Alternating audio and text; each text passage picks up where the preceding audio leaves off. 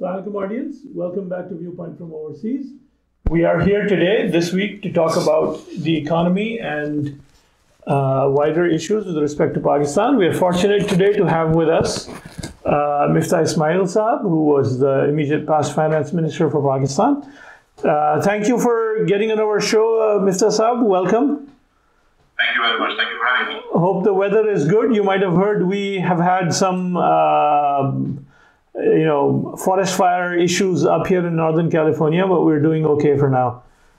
I'm good to hear that, but the weather here in Pakistan is fine. little on the hot side in Karachi, but warm side in Karachi, but Islamabad, Lahore, wonderful weather. Wonderful weather. It's beautiful country up there. So let's get right to it. I think Misbah Azam Saab, you wanted to start some conversation. I'd like to, Assalamu alaikum, Dr. Saab. Thank you very much for joining us. First question I would like to ask you. Recently I was reading one of your articles, What We Borrowed and What We Built. And I have been listening you, the numbers you were quoting about the total gross debt and all that, which very heavily contradicted by Mr. Khan and his financial advisor or economic advisor, Dr. Farrukh Salim. And I saw some of your argument with him, very interesting arguments with him also on TV.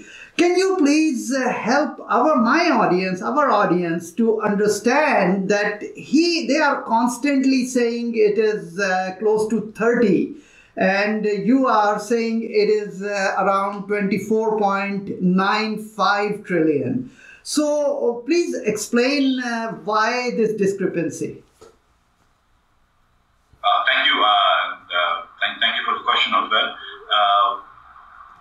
The debt, national debt in Pakistan, the way the world measures it, was at June end was 24.952 trillion rupees. That's simple as that. When we measure external debt, and which in Pakistan at the end of June was 70 billion, we also include in this another term called external debt and liabilities. And liabilities are, for instance, if you are a foreign investor, let's say if Google were to set up a subsidiary in Pakistan and invest $1 billion in Pakistan, at some point Google will make the $1 billion it has invested, or maybe it can just sell its company and it will take the money back.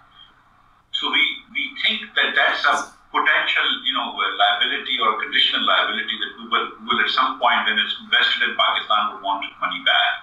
So we think about this as liabilities that foreign companies who have borrowed, let's say, from their parent organizations from abroad. These are all liabilities. But the government of Pakistan doesn't have to go back, pay this money back. Only when the foreign companies, for instance, were to give this money to us, we would convert them into dollars.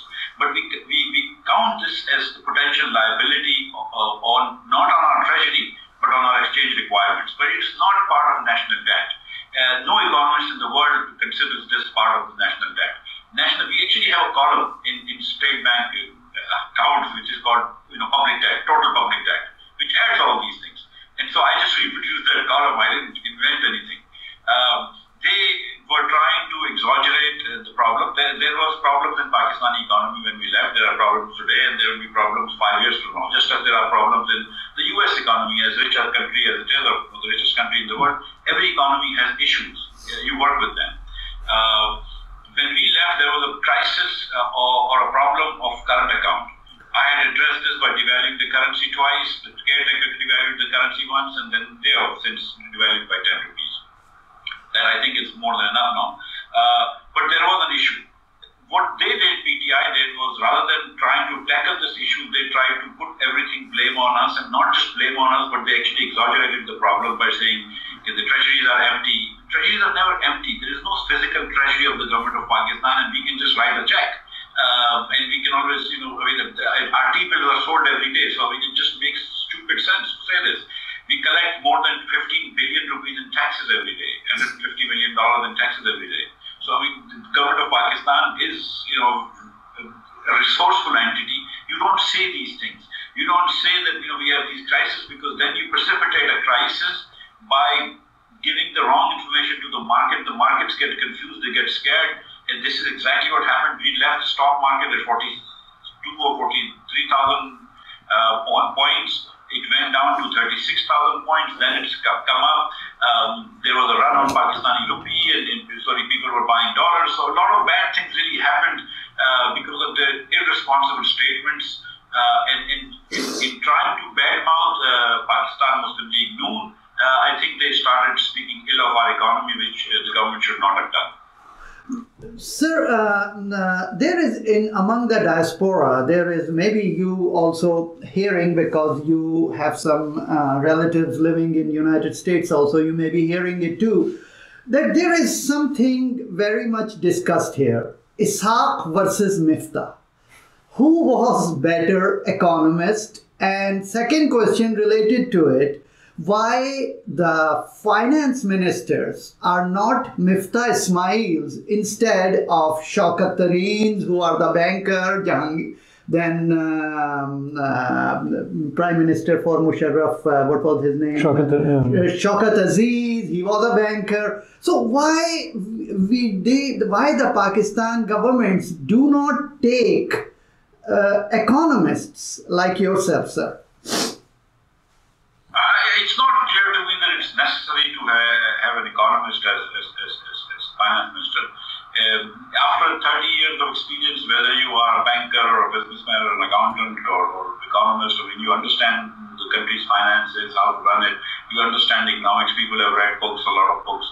So yes, as an economist, I know a few mathematical things, that others, I guess, don't, but that's not necessary. And this whole thing about Dar Saab and I think is exaggerated. Obviously, we're in the same party. No two people think alike, and we were in different circumstances. I think that he did a great job when his requirement was to increase revenues. We increased revenues by 20% each year for the first 3 years. And we, for instance, the government taxation was 1,946 billion rupees. And when we left, it was 3,840 billion rupees. So we've, I think, done a great job in terms of revenue, and Dar Saab has done a tremendously good job there. But every person is different. People have different sort of view on things, and I had a different view on things. Dar Saab was against devaluation, but I was not. So when I became in charge, I devalued the currency by 10%. So in that regard, Mr. Saab, what would your objective as an economist view be of the pros and cons of those relative positions? How do you think that has gone? And I'm trying to bring this forward to our current administration. As an economist, how would you judge? Because to me, some of that noise that they made in the beginning about how bad the economy is and trying to load in front, one sort of understands that sometimes you do that so that you can get all the bad news out early and then try to build on that positively. That seems like a logical thing to do. So having said that, what do you see, first Dar Saab's approach, yours, and then projecting that forward into the approach this government is taking? Do you give them any kudos? How are they handling this? In a way, they are a victim of their own really rhetoric, but then who isn't? On a lot of topics. So let me just start with this. Look, when you devalue your currency, your urban fixed income consumers' buying power goes down. Okay, right. Imported things become more expensive. Buying power goes down. So your fixed income consumers, guy who works in a company, gets salary every month. He can now buy fewer things. So there are winners and losers in every government policy, and devaluation obviously also does that. But of course, inflation at some point catches up, and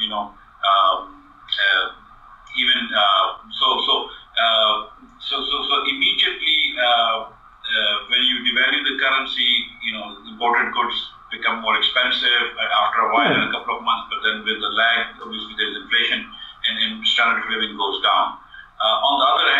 exporters obviously get more money from their for their wares, for their goods, so they are better off. So you have to balance those things, and you have to see where the equilibrium is. If your imports in the first 3 years of our government, imports and exports, a poor country or a developing country, it's okay to have an import deficit. There is no trade deficit. There's no problem.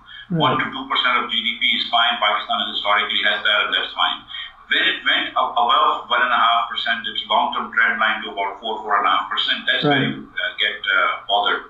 And that's where you want to bring it back. So obviously there are winners and losers in both these policies.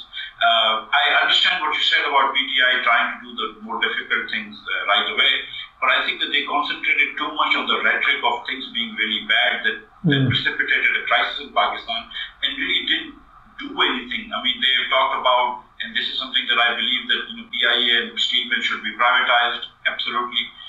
But they said that we will not privatize. I guarantee you they're going to lose money every year. I mean, I've worked on PIA as a board member for some time, and I left, and I'm dumbfounded as to how they lose money, but they lose money and they lose 45 billion rupees. I mean, and this loss is going to increase every year. And this is your money, my money, Pakistani people's money, and for 45 billion rupees, which is about $400 million, you can buy a lot of hospitals, you can create a lot of schools, you can do a lot of roads and employment opportunities for people. So this is just money going to waste. And the 16,000 Pakistanis who are working there and whose jobs and careers are important to us, you're losing more than what you pay them. Okay? Right. You're actually losing more than what, I mean, you can actually pay them, and keep them at home and whatever.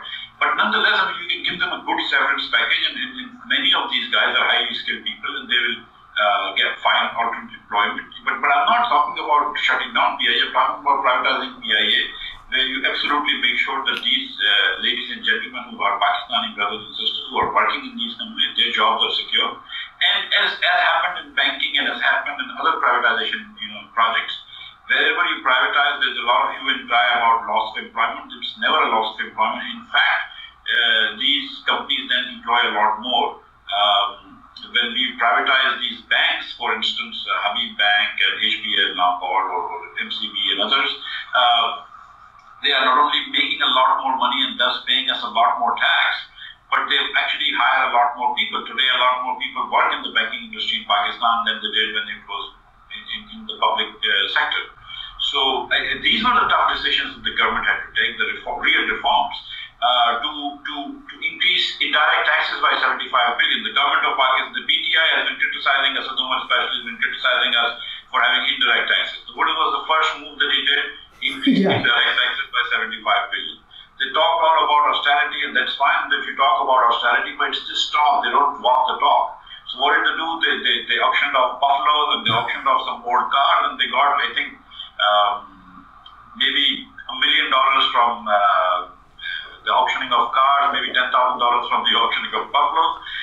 But the real budget that I presented, I mean, I had said that the government of Pakistan expenditures will be 5,200 billion rupees. 5,200 billion rupees. Were they able to reduce even a single penny from that? No. If they had reduced that expenses by, let's say, 10%, by 520 billion, I would have said, okay, fine, they've taken real differences, they've made real differences. But there's no saving. Okay, you take out military expenses, you take out interest payments, you take out other things. Even then, we have a chunk of about 3,000 billion rupees. Where is the savings? Why don't we say that because of austerity of PTI, there's a 300 billion saving? No, there is none. I mean, even the civilian expenditure is exactly the same what we said. Then they were saying, and then they announced a lot of subsidies for gas in Punjab because the industry was suffering there. And then they made a U-turn or flip-flop, and they did not actualize that, and those guys were buying gas thinking that they were buying at $6.50 per million BTU, and it turns out that the billing is now at $12. I mean, these guys this is an amateur hour in Pakistan of unbelievable proportions. So I have an interesting little question for you. Is that, so do you remember what the line item on your budget was for buffaloes? No, seriously. Just checking. We need to figure that out. Apparently, you had so no. Misbah had some follow up on that. Actually, I want to a little bit move towards other issues, since Dr. Saab is not only an economic intellectual, but he's a politician also. Yes. So, sir, I'm a little curious to know about this Bhasha-Diamer dams. The way I read things, I have been reading, there were some quotes from some WAPDA reports also, that some people even say that this dam is not even feasible. And all those successive government, and I apologize to say that, including the PMLN government, we were just using this Bhasha-Diamer dam as some kind of political rhetoric, you know. But really, it is not doable thing. What do you say about it, sir? We're not perfect, and Muslim League Noon, I'm sure, has made many mistakes in many fields, and so looking back in hindsight, obviously we can figure this out. But in the water policy, I think we did well. We've done well, and we actually spent about 100 billion rupees, 120 billion rupees of real money. Not trying to raise, dam funds through volunteer funds or crowdfunding, but we actually spent 120 billion rupees of government resources to acquire land that had been planned during Musharraf's time and People's Party's time. And we actually bought the land from people, and now, of course, we were looking for financing. Whether or not the Diamer Bhasha is feasible, I'll take. Let's just divide the dam in two parts. One is the water reservoir that stores 6.48 million cubic feet of water. And the second is generation of power, which will generate about, I think, 4,500 megawatts of power for a period of time in a year. It's not clear to me anymore that the power project is feasible. I think that you're probably better off now with the tremendous reduction in prices of solar technology and wind technology. And given the large distance through which you have to transmit this power, right, that maybe you're better off not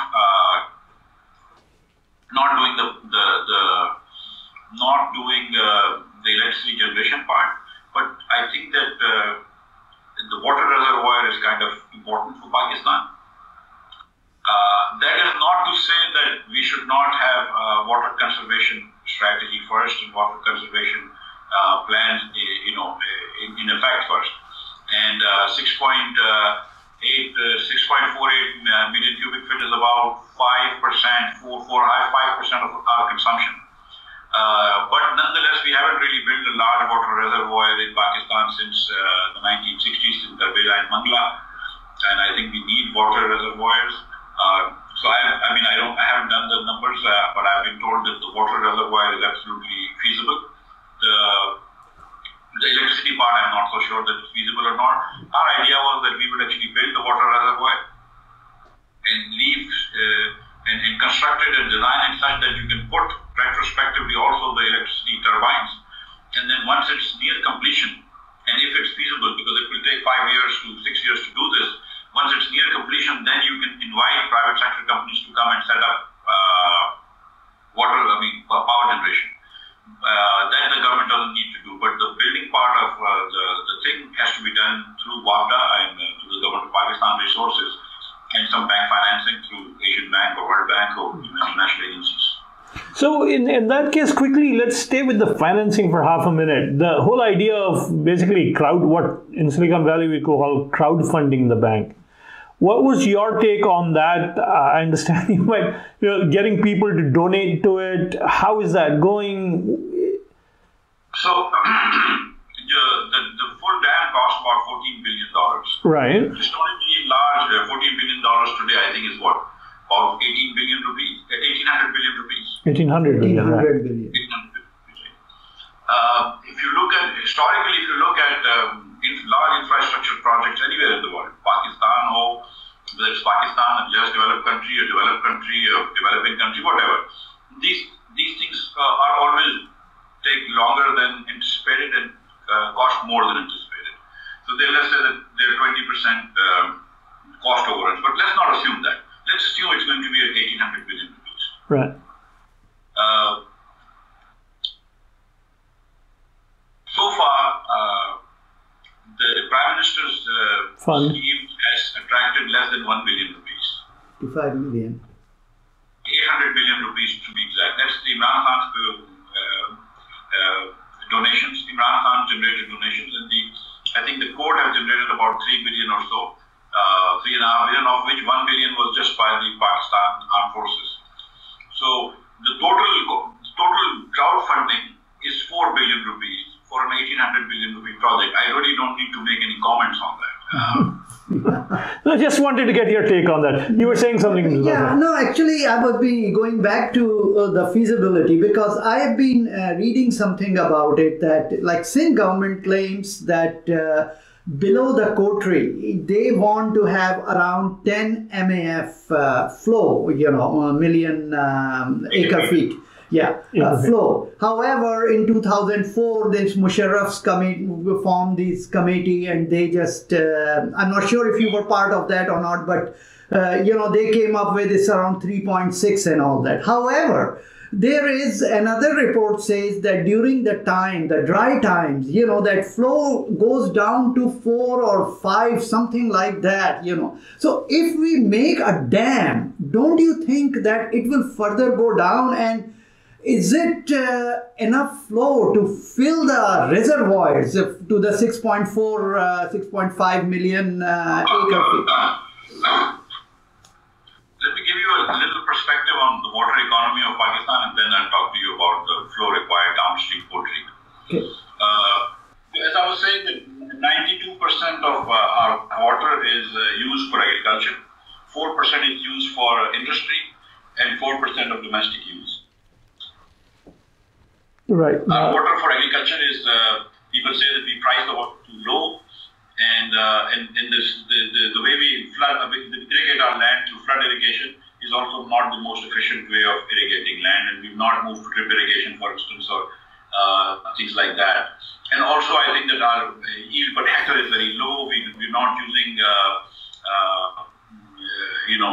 genetically modified seeds, or we're not even using very productive seeds, so that we're using a lot more water per ton of wheat and rice than other countries in the world.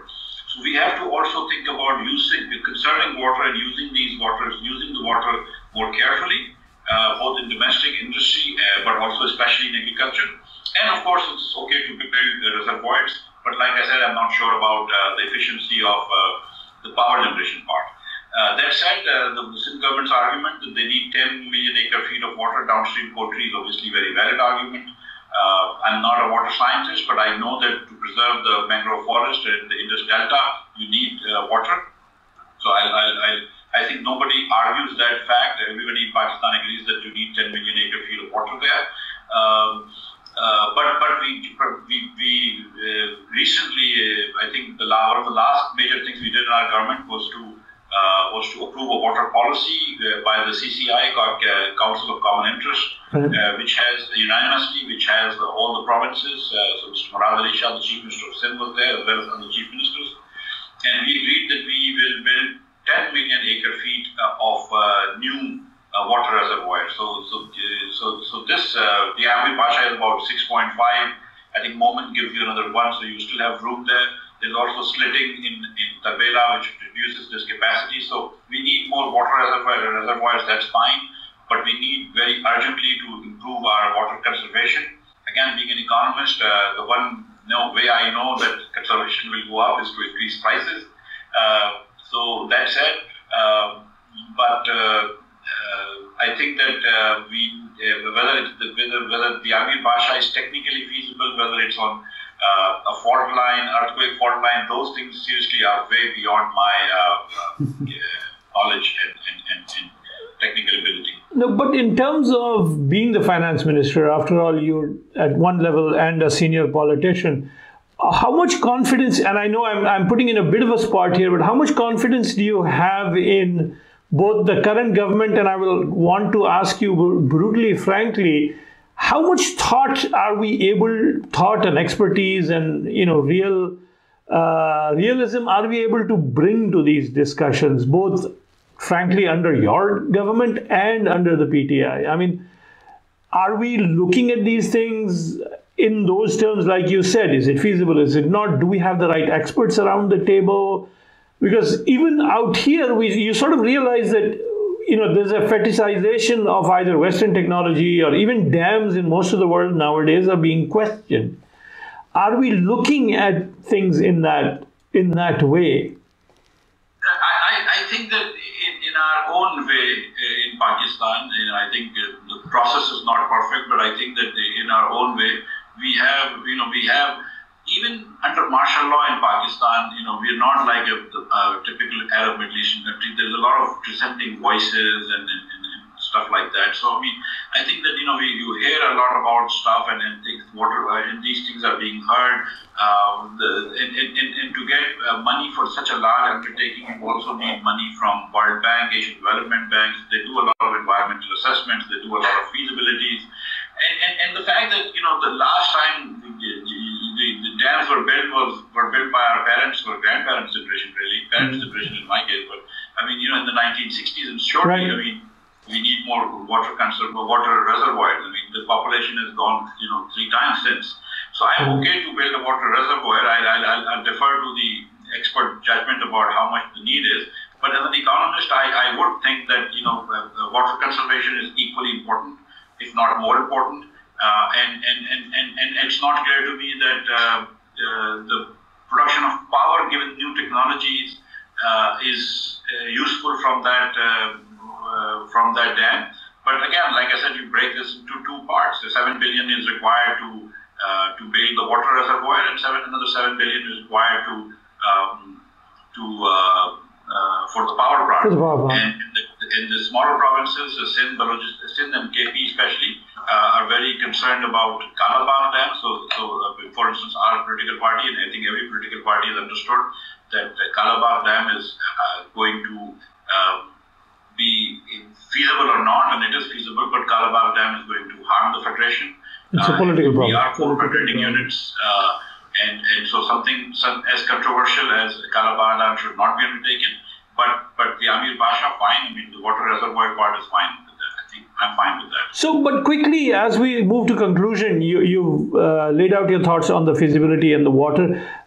Could you give us a few thoughts on the power outlook for Pakistan? Where are we in terms of numbers? Because my understanding, and I got a degree in engineering at one point, took a little bit of one power course.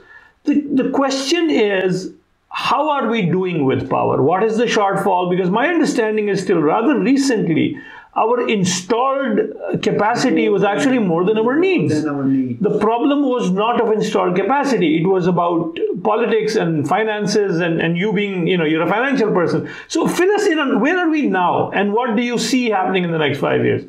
So our installed capacity was, I promise you, I guarantee, was not more than our needs.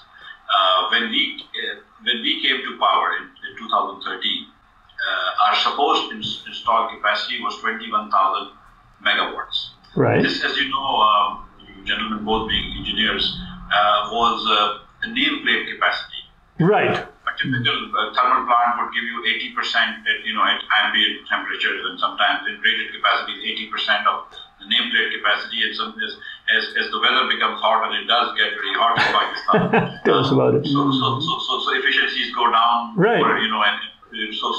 So really, there was never, you cannot say it was 21,000, it was much less than that. Then a lot of our power was based on hydel power, let's say Tarbela, Bangla, and those things only ran 135 days, 140 days a year. And that too, Tarbela production depends on the indent given by the provinces, how much water are you taking out of Tarbela.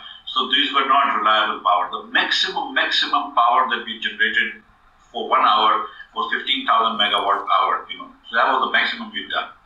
Then secondly, and this is, I think all of you gentlemen will understand, that some of these machines were 1950s machines. Right. 1960s machines. So yes, let's say that, there was a 220 megawatt, thermal plant, let's say in Kotri or Faisalabad or wherever. But it was installed in 1956. It's not making 220 megawatts. No, and you're saying the new IPPs that we brought online in the middle, those did not fill that shortfall, or what happened there? I'll come to that in 1 second. And then secondly, look at the thermal efficiency. So typically we had, furnace oil machines which were giving us 28 to 32, 33% efficiency. We had gas machines that were giving us 38 to 45. Best machines that we had were giving us 45. Turbines we had was 45% efficiency with heat recovery. Since the last 5 years, we put about 10,000 megawatts of power, which included some water projects, but also the three gas projects that we put in Punjab, Haveli, Badal Shah, Biki, and Baloki, are giving you a 61.5% efficiency. The two coal plants we put in are also reasonably efficient and supercritical, one in Sahiwal and one in Karachi.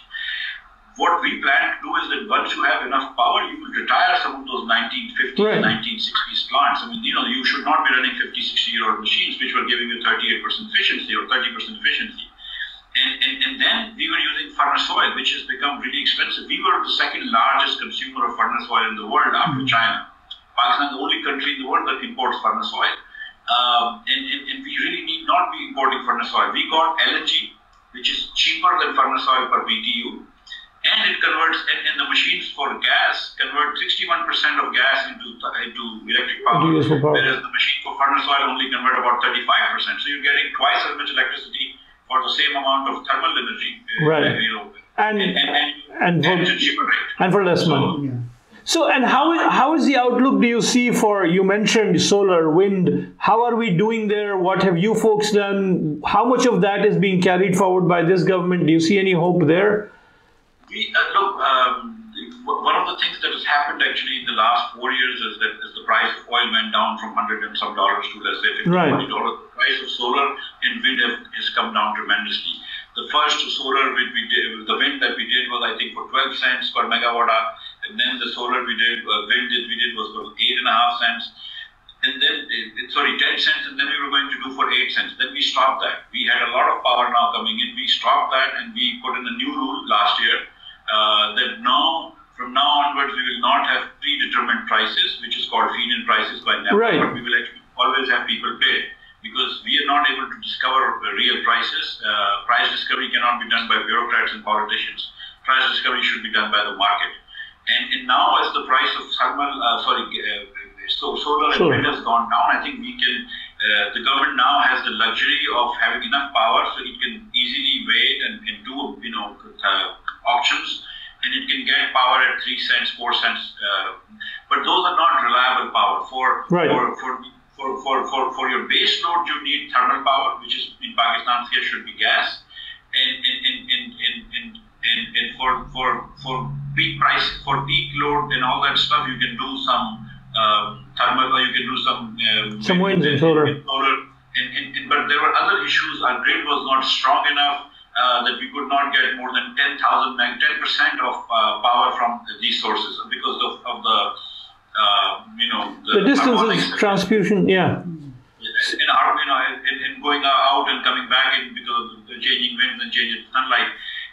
But now we have we have right now the capacity of making about 22,000 megawatts, 21,000 megawatts, 21,500 megawatts of power when all is going well in peak summer when Tabela is at full stream. Our consumption in Karachi, for instance, is going by almost 10%. Our consumption elsewhere is going at least 7 to 8%. I think there's a lot of repressed demand. So Pakistan needs about 2,000 megawatts of new installed capacity every year, if not more. But right now, there is a lot of projects online. They will also come. We don't really need to do a lot of things after what we've done in the last 5 years, but this government needs to move towards solar and wind now, and it has the luxury of having enough base load that it can do these things. Well, thank you, Mr. Saab. I think we'll conclude that. I want to give him a special thanks to Dr. Ismail because, he has 11 p.m. I requested 10 p.m. Right. But then I realized that our time is changed and he's so kind that he said, okay, no problem, let's do it at 11. So he's waiting for us for that long. So thank you very much, sir, for your time. Thank you for bringing us up to speed. And I have to say that a lot of these discussions get very interesting like this. We just started scratching the surface of power. We really like to talk because a long time with Dr. Ismail. So water is on the front burner right now, but power we don't talk about, and it's something that really hits us. Like you said, there's a lot of repressed demand. Even the numbers of what is required and what is installed and what is available. We are not even talking about. We keep talking about turning Pakistan into a booming economy. You cannot do that without power. So thank you very much for your input and your detailed insights. And we have to say it's really nice to talk to someone who can get into the weeds at that level. Thank you very much, sir. And audience, that's it for this week. Hopefully, we apologize for the delay in releasing the English program with Dr. Abdul Najm last week. That is now online also. And hopefully, we'll meet again next week. And till then, take care of yourself. Allah Nigeban.